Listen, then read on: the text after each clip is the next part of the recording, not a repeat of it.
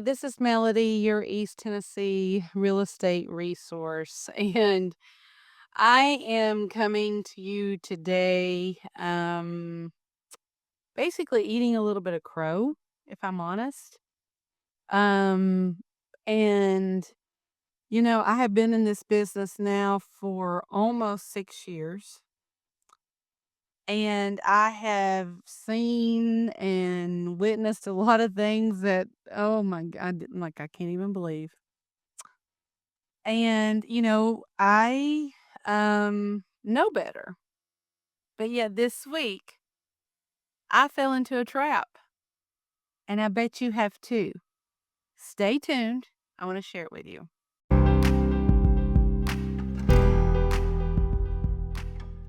So, just a little background. If you followed me for a while, I'm born and raised in East Tennessee, the city of Athens, lived there till I got married and moved to Knoxville. Lived in Knoxville for 14 years, moved to Utah. Stayed in Utah for 5 years and then moved back to East Tennessee, which is where I'm currently am, and have been here now for almost 6 years. So I counted, and I have moved 5 times in my life. Had 5 different moves, 2 of those being cross country. Um, and so I'm telling you that because I fell into a trap, okay? I'm human. I make mistakes all the time. This was a biggie. So, um, without disclosing too much, I lived with my family in a house that we loved. I mean, it's not even a great house. I mean, if you look at it, just if you just look at the details of it, it's not a great house. But it was a house that we bought and we fixed it up and we made it our own. And ever since then, we have compared every house that we've lived in to this one. So it was kinda like the house, like, it's the house. And it came on the market this week. Now, I'm just gonna say, when we bought it, I'm just gonna use some random numbers here. Let's say when we bought it for 150,000. We lived in it for a while, and we sold it. And we sold it, making up numbers completely, for about 275-ish. It went on the market this week, and again, making up numbers, but the ratio is the same. It went on the market this week for $600,000. And appliances are still the same as they were when we lived in that home. Um, the roof is still the same. The HVAC unit is the same. There had been a little bit of painting done. But it was and I think a tree had been taken down. And the reason we know this is we compared the listing pictures now to the pictures that we took when we listed it, when we sold it. They're identical almost, except with the painting and then the tree being down.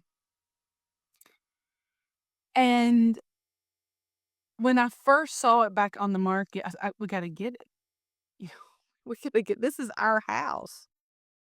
This is the house. I mean, like, we put so much sweat equity, and we have regretted it ever since we left this house. We've got to get it. And so, my husband's all excited, like, because again, he loves it too. The kids, they were just like, "Mom, have you lost your mind?" kind of thing.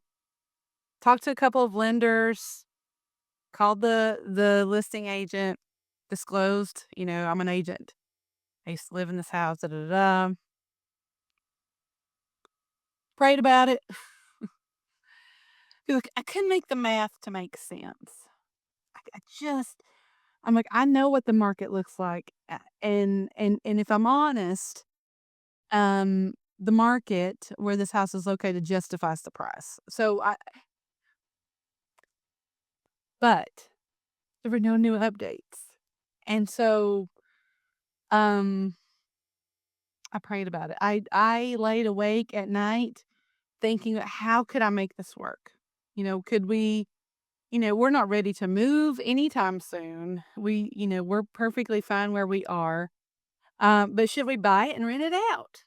Should we do that until, we get to a place? Because it's our house. It's the house.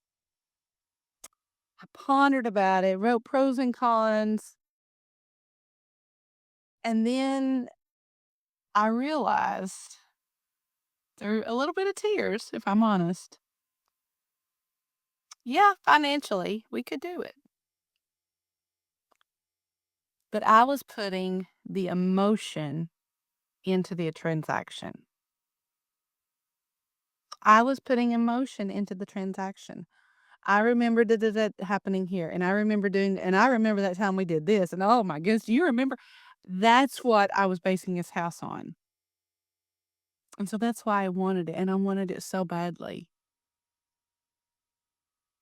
But then I thought, if I get this house, it's gonna change my lifestyle. I'm not gonna be able to maybe do vacations, and I'm not gonna be able to do this, or I'm not gonna be able to do that, and is this house really worth all the sacrifice? And so, sweet friends, sometimes we do that. Even me. We know what we can do financially. It may be the dream house. It might be the house that we have had pictured in all our minds. It might be in the exact location we want to be. It may fit all the boxes. But there's that still small voice saying, this one's not for you. For whatever reason. It could be because it might affect your daily lifestyle. It could be that it's going to make you a little bit house poor, at least for a little while. It could be that it's gonna affect, I don't know, your kid's college tuition. I don't know. I don't know. And and then I thought, you know what? My video this week is going to be about the emotion in real estate because I fell into it. I fell into it. And I, I'm not gonna lie, there were tears because again, this was the house. And then I realized, well, there's probably gonna be something out there that's a little less expensive, but might be more than what this house could give me. And so I realized I was more upset about the broken dream than I was not actually getting the house.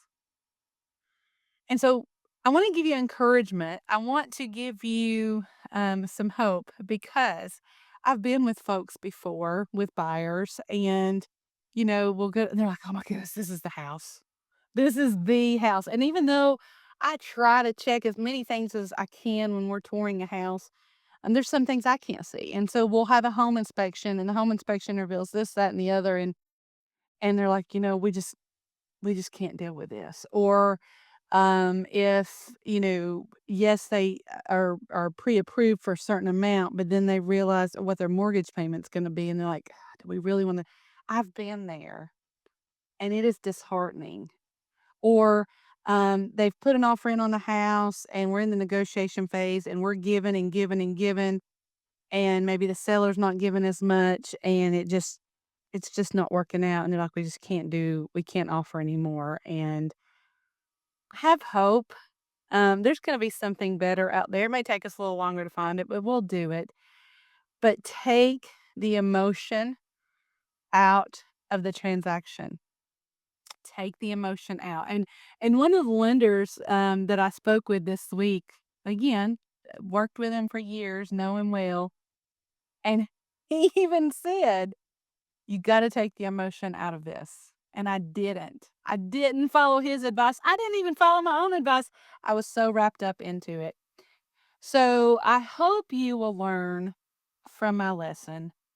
Take the emotion out of it. Make sure it makes sense on paper. Make sure it's going to make sense financially for you and for your financial future because you don't want to get into a place where you're struggling to make that mortgage payment, or you're struggling to have time with your kids because you're always working, trying to provide just to keep the upkeep of this house.